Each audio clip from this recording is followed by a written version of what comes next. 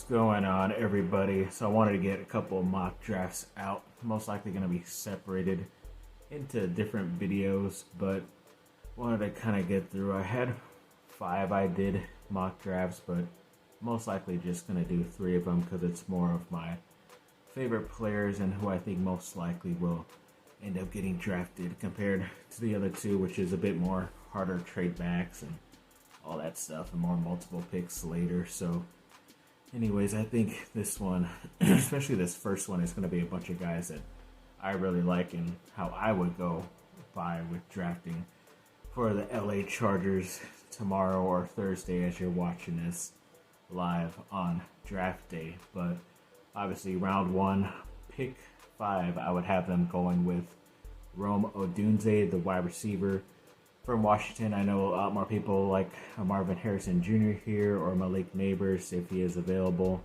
but I don't know. I just think I see more pro potential and full Hall of Famer potential when it comes to Odunze. Marvin Harrison Jr. kind of scared me the past week or so when kind of heard more about, I don't even know if he officially worked out for any teams and stuff, and yeah, he is a generational talent because of his father and how great he was, but he still hasn't technically proven it in the NFL.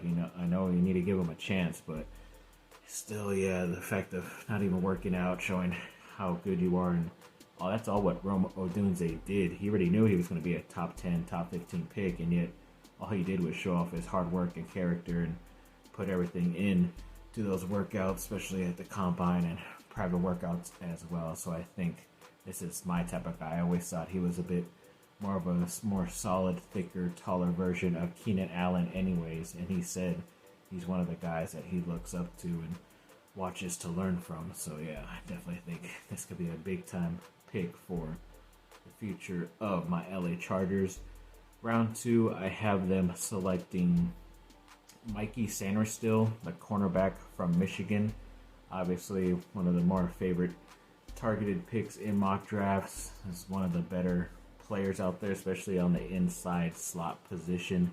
He can play outside, but very athletic guy. I think he even started at Michigan as a receiver or running back, one of those two, and switched over to the defensive side and showed how great he is. And obviously, definitely one of the more Swiss Army knives that you can use on the defensive side in this draft. And obviously, the coaching staff already knows him very well. So yes, this is maybe a little bit high. He'll probably go a little bit after this, but to get a guy you need at a high premium position, I think you go after him, in my opinion, right here.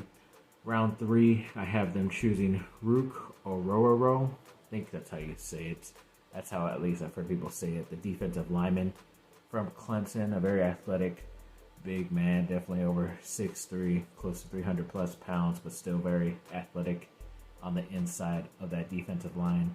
They technically don't need any edge help, but definitely some more guys on the inside to help them out. So to have like him being paired up with Thule on the inside, but then you also have Bosa and Mack on the outside would be pretty freaking amazing in my opinion. So I like this guy a lot. In round 4, the first of the 2 picks, I have them selecting one of my more favorite safeties, Kamren Kinchens from University of Miami. I think he didn't have as great of a season this year. That's why he kind of fell a bit. I know early when I was doing mock drafts, he was going in the 2nd round. But if you could still get a guy I think that is still this talented in the 4th round would be pretty amazing in my opinion. Just a ball hawk, always looking to take the ball away, which is nice. I know there was a guy in Kalen Bullock from USC who pretty much does the same thing, but I don't think he plays as aggressive, especially to help out tackling wise as Kinchens does. So that's why I went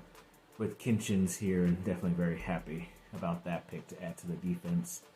The 2nd, 4th round pick, I have them selecting an interior offensive lineman who will most likely play center, Cedric Van Pran. He is from Georgia. And yes, this is hopefully our future center.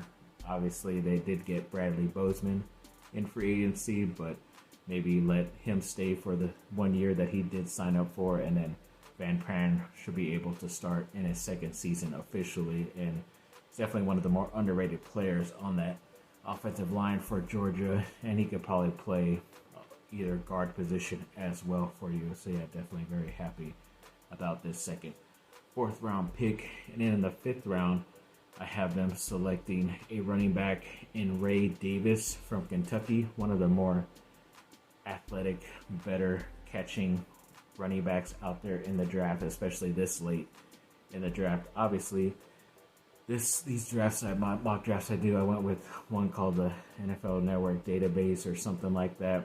I don't do the PFF anymore because you have to pay for that basically. And there, if you want to get the free version, you can only do up to 3 rounds for the one day, and that's it. But I wanted to do this one. This is still pretty close because a lot of these guys have been selected in different spots anyway, so it's kind of going a little bit more true to form closer to the draft. But yes, Ray Davis definitely can help you out inside, could be your running back of the future, or at least be part of a tandem going into the future. So yeah, definitely happy about that 5th round pick. And then in the 6th round, I have them selecting an edge, Javon Solomon from Troy, I believe. Yes, not that highly talented of a school, but they do have some guys here and there that play pretty well in the NFL, and he's one of the more athletic guys out there. He probably still has to get a little bit stronger, maybe a little bit quicker, but that's why he is being selected in the 6th round here. So a little bit of a mini project, but still has a lot of talent that he shows right away, and a little bit of coaching from Jesse Minter and all the defensive coaching side. It should be able to help him out quite a bit. And to end off this draft with 2 7th round picks, I have them selecting for the first one a tight end, Eric All from Iowa.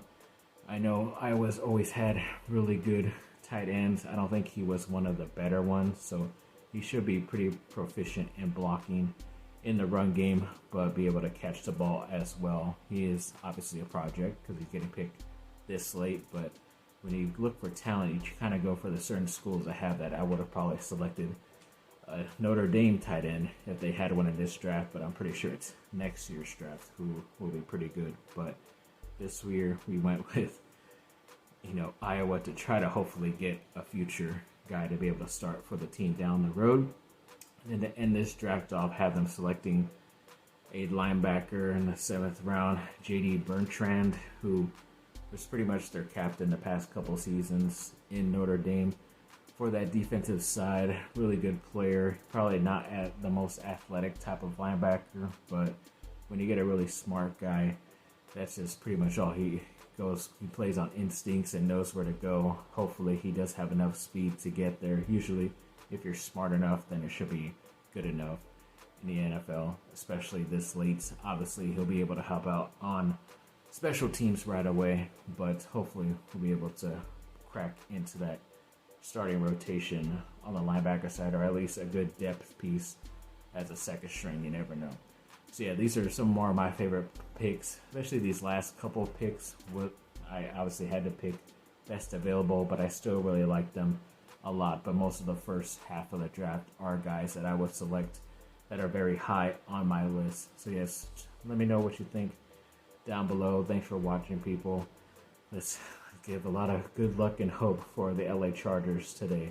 Thank you, and bolt up.